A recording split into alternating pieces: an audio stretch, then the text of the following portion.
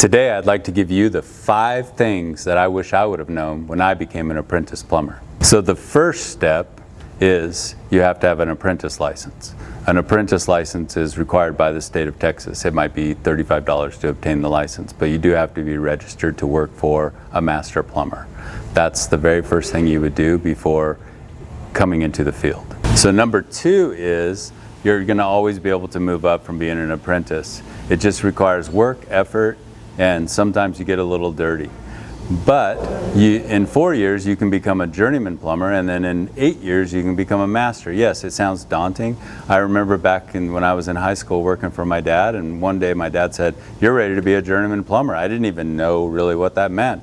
And so I just studied and took the exam and basically became a journeyman plumber. Number 3, look, plumbing isn't a clean job. It's just, that's the truth. It can be very dirty.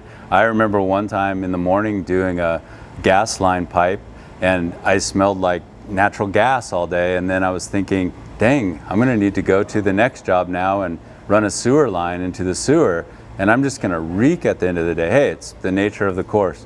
When we're plumbers, this is what we do. It's just like any other job, any other trade has stuff that, you know, is gonna make you dirty during the day, and it's something you just have to go home and live with, or bag your clothes up and put different clothes on. So the 4th one is always try to be the hardest worker. And being the hardest worker doesn't always mean you're dragging stuff in and out. It also could mean that you're using your mind or trying to understand plumbing better. So I remember even in high school back in the day, my dad would be working on something, and I would be looking at the plumbing code book to see what he was doing, and then I would call him out on it and say, look, hey, that's not exactly what this reads like. And he would say, no, I know the plumbing code.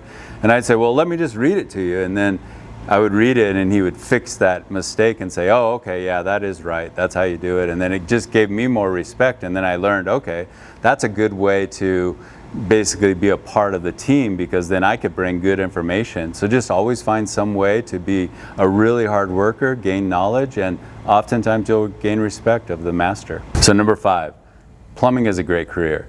The main thing with plumbing is to understand the code books. If you keep that in mind as you're going along, read the Uniform Plumbing Code, International Plumbing Code, as you're working, keep looking things up. When you get 4 years out to the journeyman license, it's going to be a lot easier to take that exam. The failure rate's high for people that cram. And then once you pass that journeyman's license, you'll have a base knowledge for the next 4 years, and the master plumber license will be a lot easier as well.